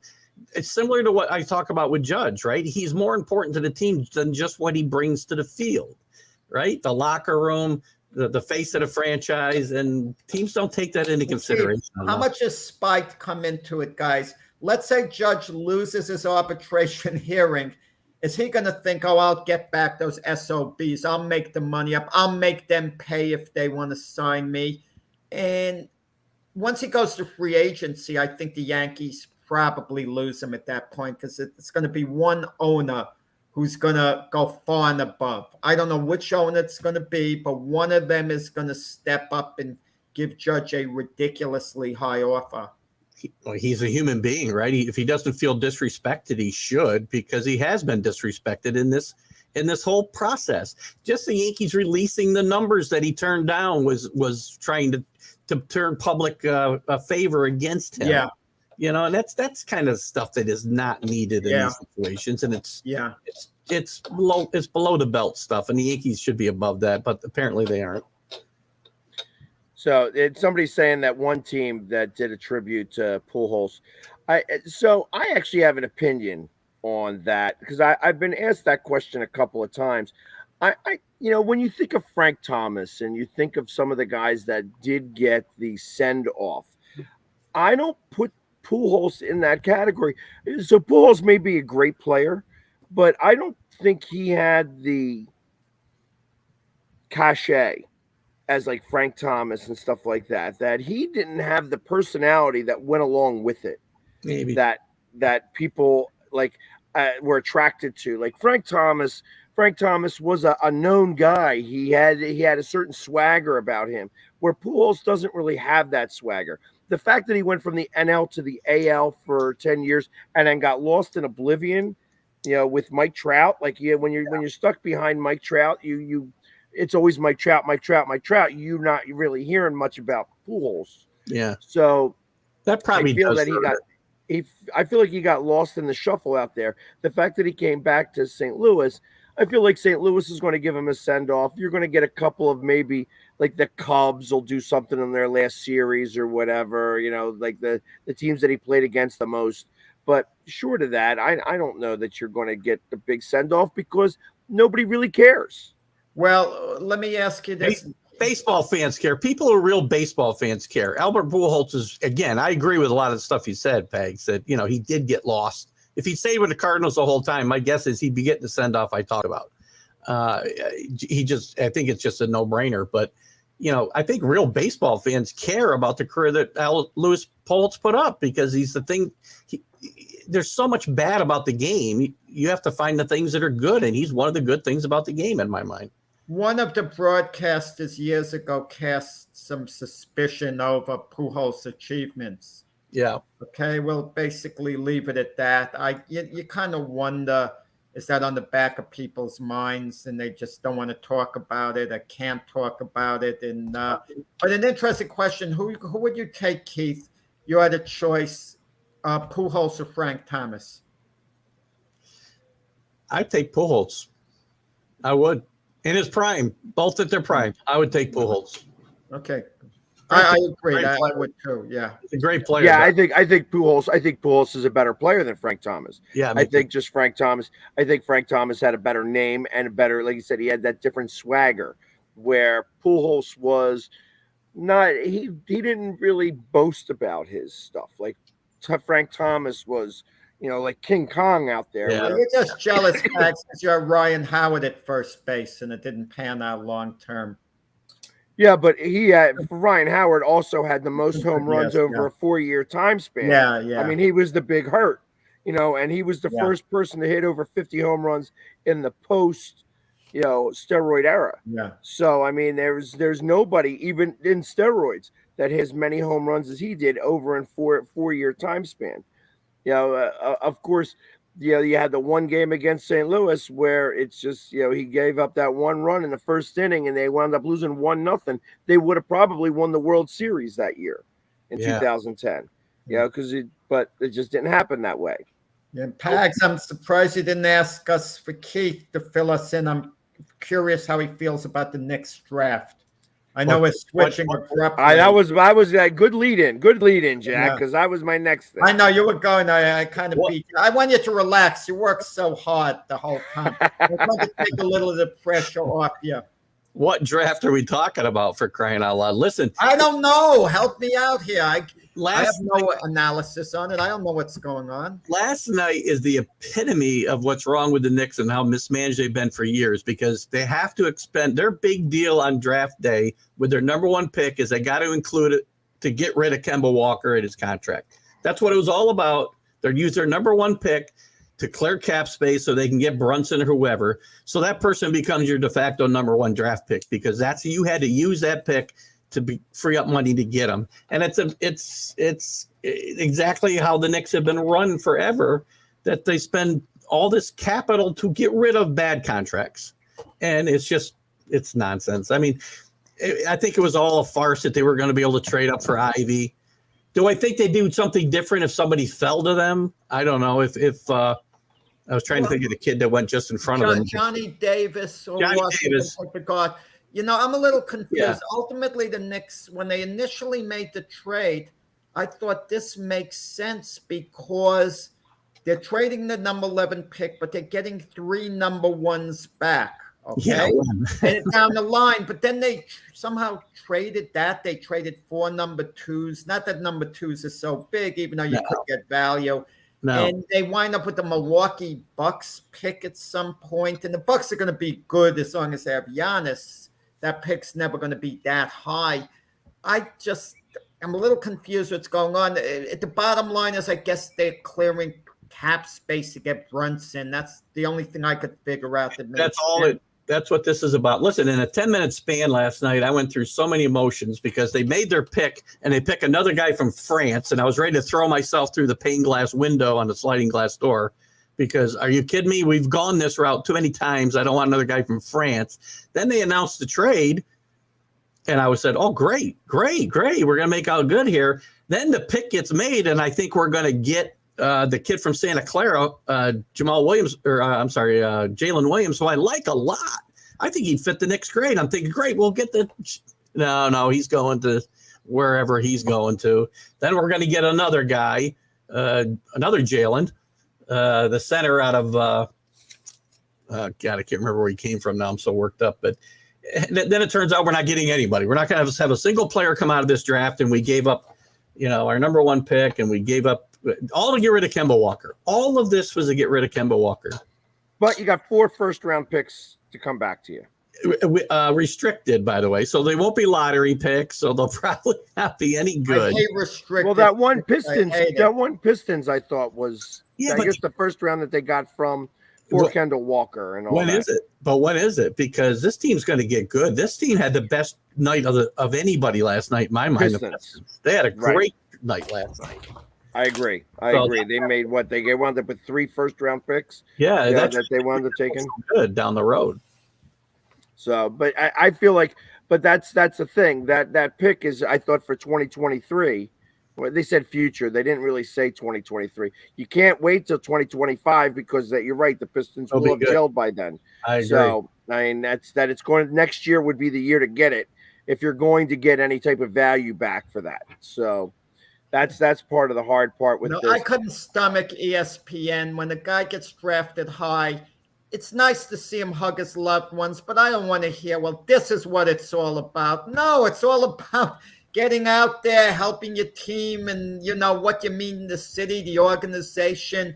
And then you saw Jabari Smith, who we were led to believe, the forward from Auburn, who was going to go number 1 overall in the draft. Slipped to number 3. He looked depressed.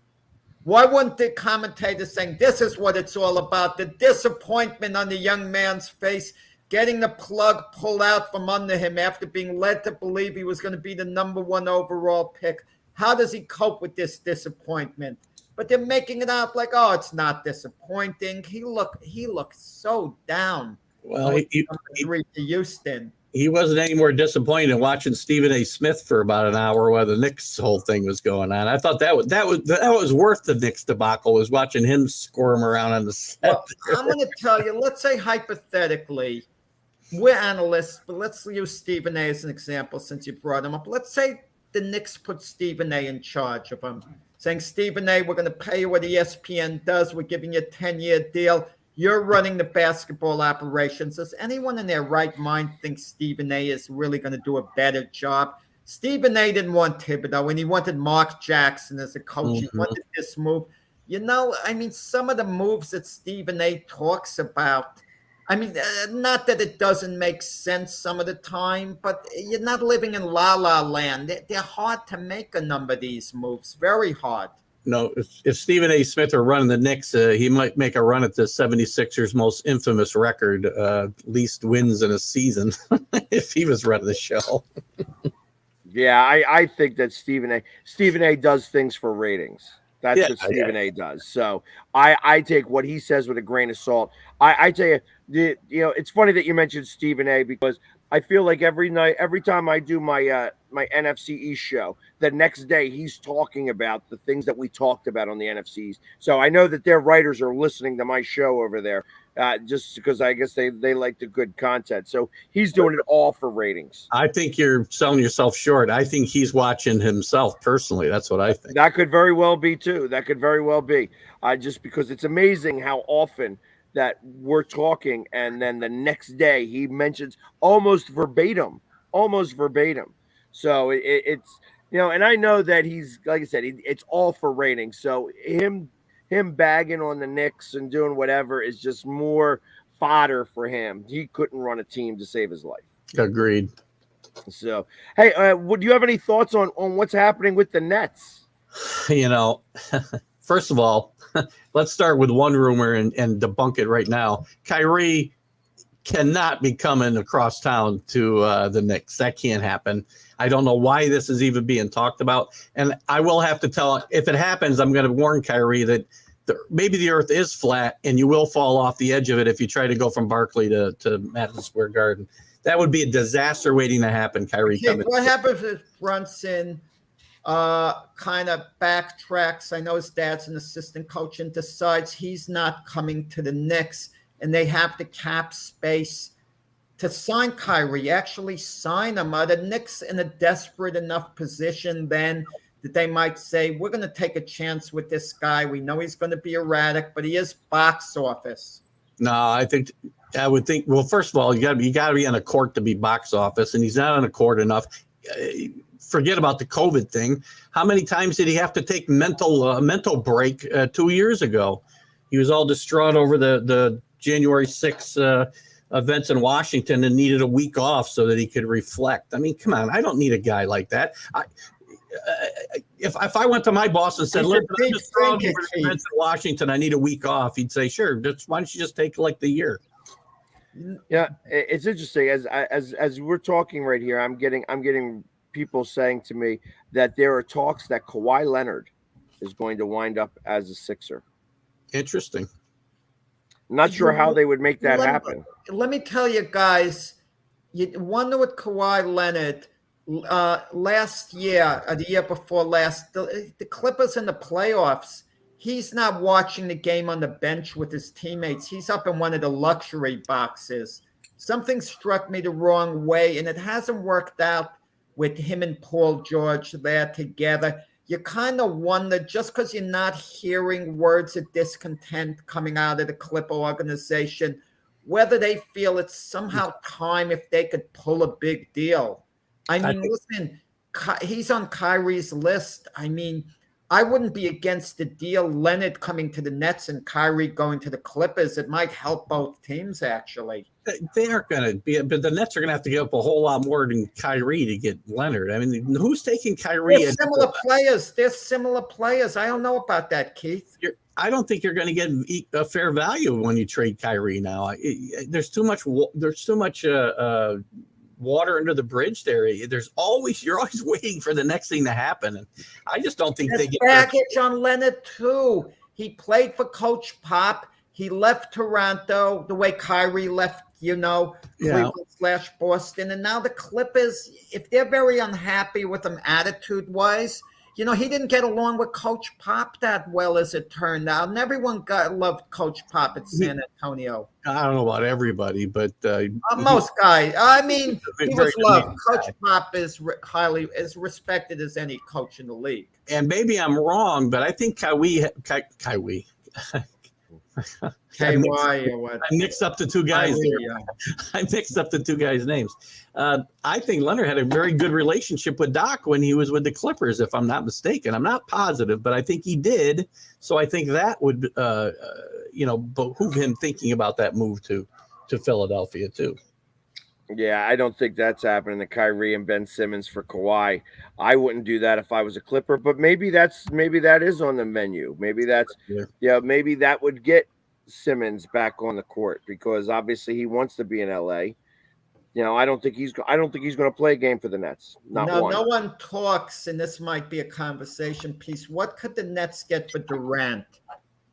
I mean, Kyrie's not going to stay and Durant's not going to go. We know that. But if Kyrie goes, deal's done, what can the Nets really – they can get something very substantial for Durant. Oh, my guess is they don't keep Kyrie. He's going to try to force his way out of there anyway. So that's, again, the Nets would be dealing with one hand tied behind their back, because teams know they've got to make a move here. So I don't think they get fair value for Durant either, because of the situation the Nets are in, and they created it themselves. They were all in to win, and when they didn't win 2 years ago, when they were a toenail away from getting to the finals with Durant's 3-pointer there, that was the end of the Nets' chances to win with this group, and they probably should have broke it up right then and there, and they'd have been better off. I love deals, Keith. Could you imagine Durant's willing to go back to Golden State? If you're Golden State, you trade Andrew Wiggins and James Wiseman, those two, for Durant. I'm not sure. I mean, maybe Durant. I mean, there's been a lot of question this last week whether Durant's legacy is tarnished by the Warriors winning again without him. Yeah. With a lesser team than he had when he was there. So there was talk yesterday. I mean, sports talk radio, and it was like pie in the sky talk about Durant coming to Philly. Now, he does have some ties in Philadelphia. He actually is part owner of the Philadelphia Union. Oh. So him coming to Philadelphia isn't as ridiculous or far-fetched, other than the fact that how are you going to get it? Like, what would you trade, to the Nets to be able to get him? You don't have the assets that the Nets are going to want without a third person coming in the deal and somebody getting some stuff that way. But like, I gotta imagine that if he wants to leave, he's going to have a shorter list than Kyrie does. Kyrie had 6 teams on the list, of which the Sixers were one. But and they were all East Coast teams, so he didn't want to drive far. I don't know if it came down to it that we talked about Kyrie and the Knicks. I don't know that I would rule the Knicks out of Durant, to be honest with you. If they want to dump Randall, he wouldn't. He doesn't have any real serious value. Not just Randall. I'm saying that's a way for them to move Randall, and they'd have to trade a kid, Toppin or somebody. R.J. Barrett. Yeah. Toppin could have some value because teams will look at his upside. R.J. Barrett would be a centerpiece for any contending team. They would want him. Yeah, and I'm not giving up Barrett. Right, exactly. And they do have 18 first-round picks now. So that's right. We could trade them all. We could trade all of those picks for Kevin Durant. I would do that. Keith, consider this. If you're owning the Knicks and you're in charge of the Knicks, Toppin is box office. The fans love him. So, wouldn't you be reluctant to trade him based on that? because the fans really love the guy. No, I don't think there'll be one less guy in the seats if Obi Toppin wasn't on his team. I mean, he's fun, he's exciting, but I don't think there'll be one less person in the Garden because he's not on the team. So I would move him, yeah. And to get a guy like Kevin Durant, or you're talking about getting a Kevin Durant. Yeah. Let's talk about Donovan Mitchell or somebody like that. They need that type of player. I'll move Toppin in a second. Knicks don't have the pieces. Let's say they were going to give Barrett up. They were going to give Toppin up. I mean, not Barrett. They have no other pieces quickly. I mean, come on. They're not. The Nets would never trade Durant for that type of package. It would have to be. Listen. It would have to be. You know what it would have to be? It would have to be to a team like the Atlanta Hawks, who might be willing to trade a Trae Young, who's much younger than Durant, where the Hawks might feel we can win now. We're making a blockbuster deal and giving a younger guy. It would have to be something like that. Or maybe Zion Williamson. Maybe the Pelicans feel he's not that dedicated. We'll trade him to the Nets, and the Nets are willing to gamble that Zion gets it together. I think there's a key piece you're missing here, Jack, is the fact that the Nets aren't going to be dealing from a position of strength if they are forced to trade Kevin Durant. They're not going to get fair value for him if they have to move him. Durant, I feel you can. I disagree. With Kyrie, I agree. You're not trading from a position of strength because Kyrie has diminished his own value. But Durant's value is sky high, and any team getting him knows they're going to get a guy who's going to play hard and show up all the time. Yeah, but they also know that if the Nets are moving him, it's because they have to move him because he wants out. But they're bidding against other teams, who are going to, try to get Durant. That's why the value is going to go. But let's see. Maybe. Durant might want to stay. Let's not assume he's going to want to go. He might feel, okay, Kyrie's leaving. I'm staying, maybe he's concerned about his reputation in that sense, not to demand a trade. I cannot see I can't see a scenario where Kevin Durant wants to stay in net with Ben Simmons as his next best player who will not even touch the floor. Guys, if you're the Nets and Durant definitely wants to go and the Lakers are willing to trade Anthony Davis, that's a possibility.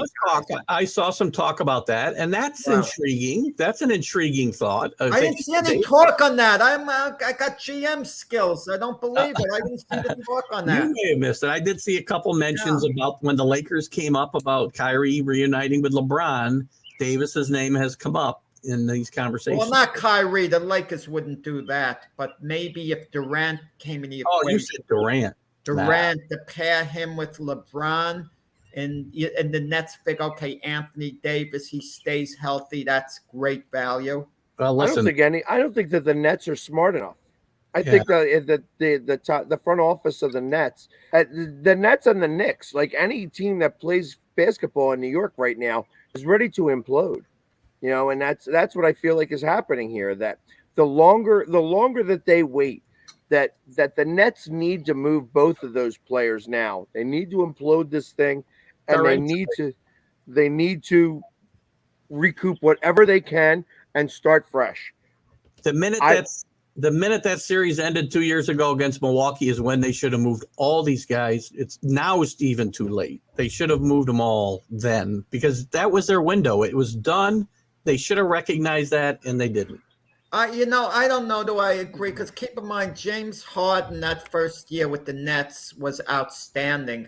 I think the beginning, I don't want to say beginning of the end for James Harden because maybe he has something left in the tank, was that hamstring injury. I get the feeling he's never fully recovered from that, and he was obviously a big disappointment for the Sixers last year. Yeah. I don't know. To me, I would have done that. Those guys had only played before the playoffs like 9 games together the entire season. They weren't getting any younger. The injuries were going to continue to happen. Kyrie was going to continue to take his time off. In fact, more than we even knew because he couldn't play any home games. They should have just busted it up then, and they would have been better off today. They may have paid it might have been painful in the short term, but they'd be better off going forward if they made that move then. Now they're in trouble. Now, as Peg said, they're totally screwed in my mind because they've got no leverage in anybody they got to move. There's no leverage for the Nets at all. Every team will have them over a barrel. Right. And you know what? You got to take it now. You almost got to take it and get whatever you can and start to rebuild that way. You know, stink for a season or two and start to do what like Detroit did, what the Sixers did before. I mean, Warriors to a extent as well. Yeah. You know, you have to go for a year to have everybody sitting out or whatever. That's what the Warriors did. They tanked. Nobody said a word about that. When the Sixers do it, everybody's all up in arms about it because they were saying, hey, we're going to just tank. They're going to say, oh, well, we're just not going to play anybody. And they just tank. They wind up with like the first, top 3 pick. And, of course, they go to the championship. They're the first team to ever go from like worst to first ever. You know, but, I mean, who didn't see that coming? Well, they're the first team to ever go from first of the best to worst to best again. That's for sure, with the same core group. Right. Yeah, because everybody didn't play the last year, and they wound up getting a top 5 pick, and next thing you know, now they're back up there again. So, right. Yeah, it is what it is. I feel like that basketball teams to win, you have to have certain pieces in place, and if you don't have those pieces in place, you're not going to win. And you have to either have them or you don't. And right now with the Nets, you have to blow it up completely, get rid of everything, get as much assets as you can, and start to rebuild this now. Start to deal with the bloody Band-Aid now, or else the longer that you wait, the longer it's going to take. Totally agree.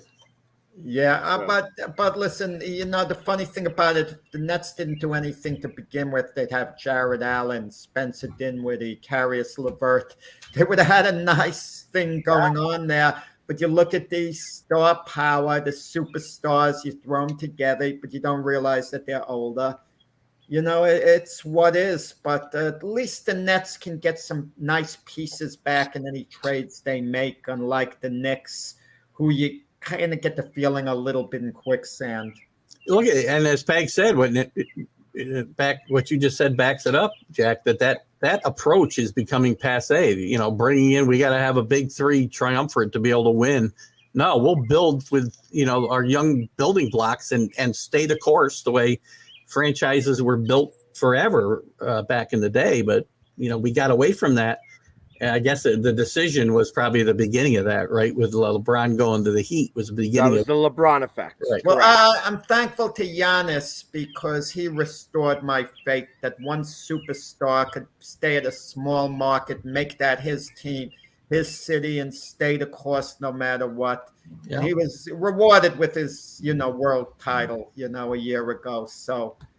But 1 year from now, Keith, Pags is going to be moaning because Joel Embiid's going to be demanding a trade. I think Joel Embiid has 1 more year with disappointment left in him, and I think that's it. He's going to want out at the end of the year.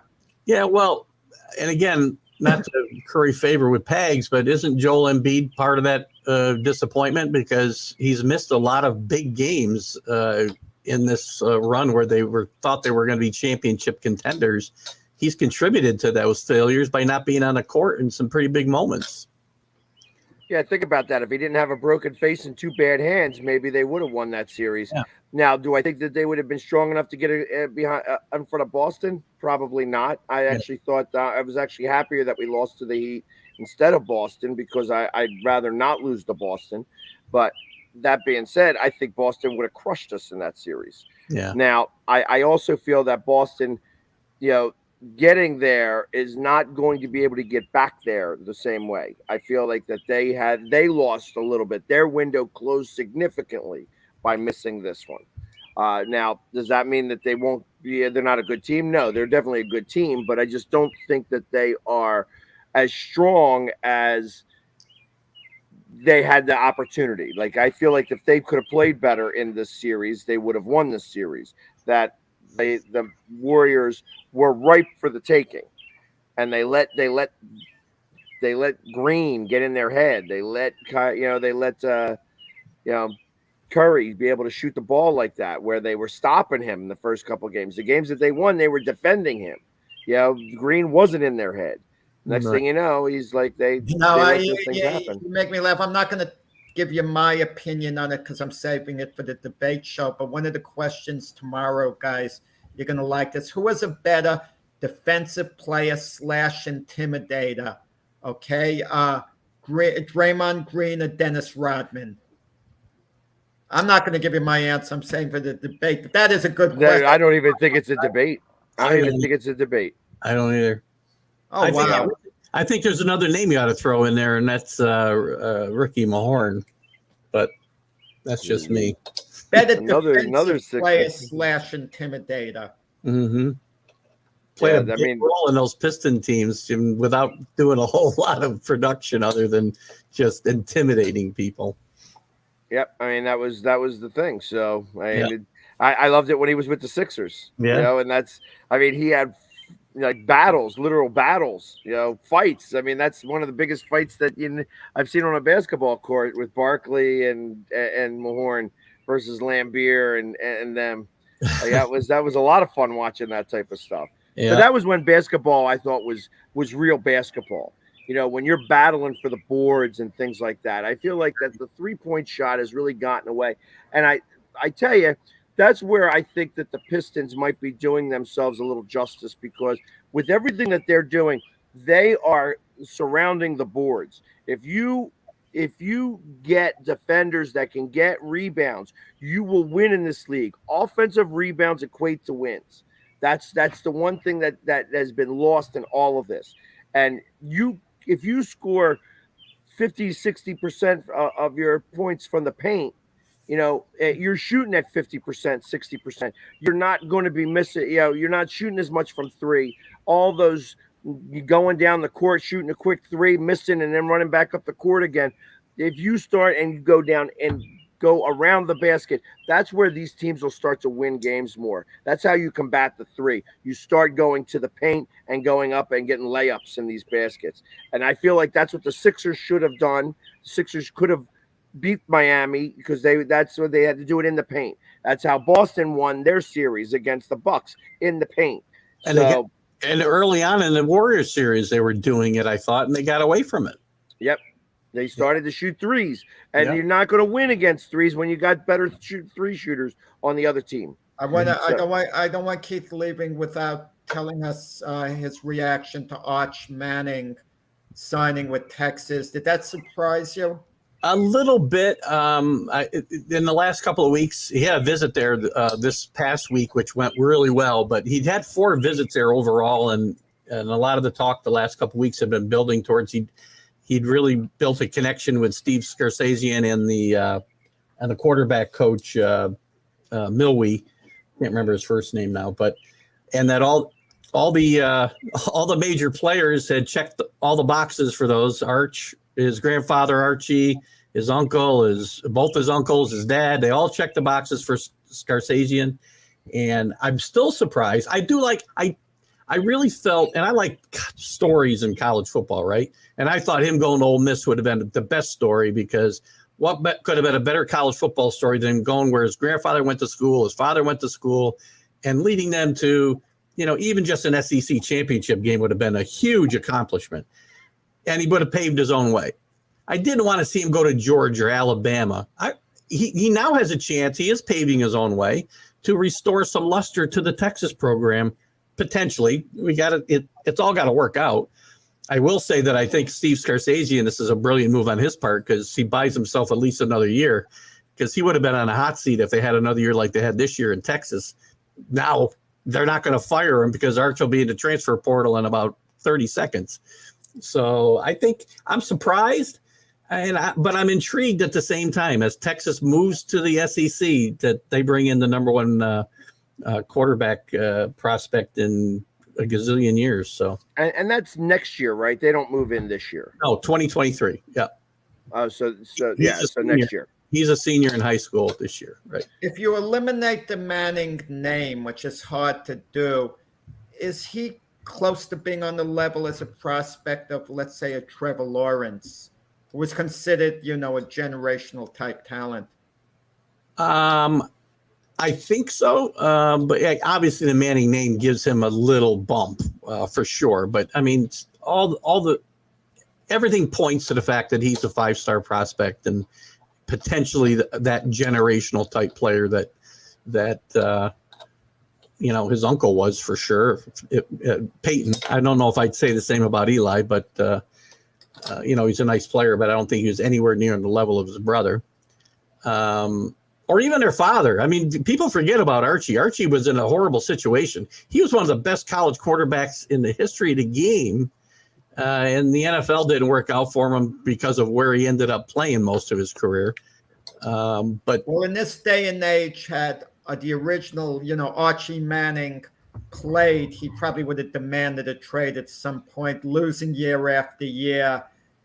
But there's more.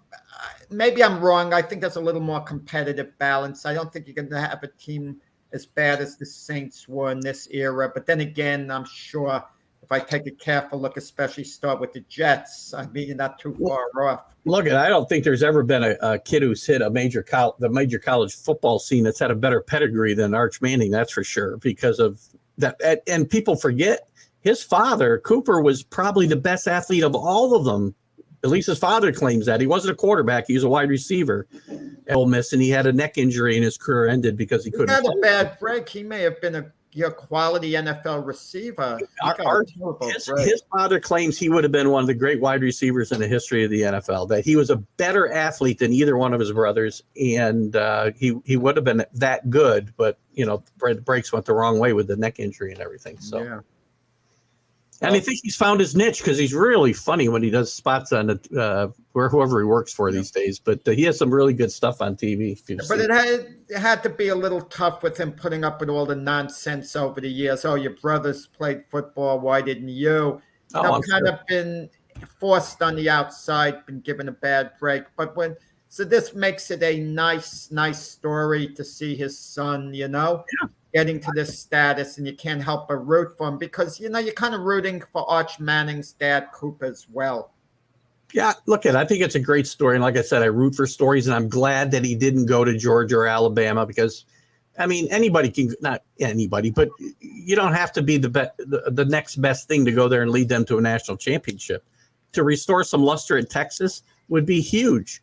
I still think the best story would have been if he went to Ole Miss, but, that was probably pie in the sky thinking it anyway. But I think it's an interesting story, and there'll be listen, with the portal and everything else, we don't even know if he'll ever play it down in Texas. Who the hell knows? He could change his mind a year from now and go somewhere else. I think the Mannings have a certain reputation where I don't think they're going to want it. I think this is it, within Texas, unless they somehow fire the coach. That would be wild. That's why you never know. Like you mentioned, Keith, with the transfer portal. He's much safer now than he was before he signed. Yeah, good point. Well, hopefully, but he still needs the players to be able to play. I mean, he's going into the SEC next year, so he having a bad year this year. They're not going to bring that coach in next year. Coach who's not doing well going into a much tougher conference. Well, so theoretically, unless something changes, they'd still have one more year in the Big 12 when Arch gets there. They aren't scheduled to go to the SEC till 2025, at least today. That could change. 2025, right? That could change well. I mean, the teams going to the Big 12 moved up their timeline from 2025 to 2023, so that could change. It could change. So we will see. Well, Keith, we appreciate you coming on. I mean, it's like you're only supposed to be a couple of minutes, but you wind up taking my spot because I usually came in from 9:30 to 10. So I appreciate you doing the double duty. Just a very quick answer because we're going off the prediction. Who wins the arbitration hearing? Not who deserves to. Who wins, the Yankees or Judge? I have a feeling the Yankees could win this today. Okay. I do. That'll be interesting. Then you wonder what's going to happen next year, next season once the season's over. But so, we appreciate it, Keith. Thank you very much as always, and we'll see you again on Sunday. You can find Keith with TGI Sports, and I'm sure he does something every day. So definitely get by this. Thanks for having me, guys. A lot of fun. Take care. All right, well, you have a good one, Keith. Bye. All right, and with that, we are at the end of our show. 2 hours goes by fast, Jack, when it's you and I. So I let you do most of the talking, which is That's fine. that's we miss Mac, but I'm going to see him tomorrow. It's 1 day away, so yeah, we'll debate tomorrow. I'll miss you, Pags, tomorrow when Mac's getting on me. I'll then say, yeah, I wish Pags was here. He goes easy on me than Mac. Well, and then I'll be back on Sunday where I get to tell Jim Jeffcoat everything that you said to him to Byron, and get to bust his balls about his golf game, which is probably even just a little bit better than mine. So if I had a handicap, it would be like a 40. So, but anyways, everybody, thank you very much for tuning in with us, and look at tomorrow where Mac will be back doing the Mac and Jack debate show with the Doc. Doc will be on as well. So we'll see you tomorrow. Thank you for tuning in, and everybody have a great weekend.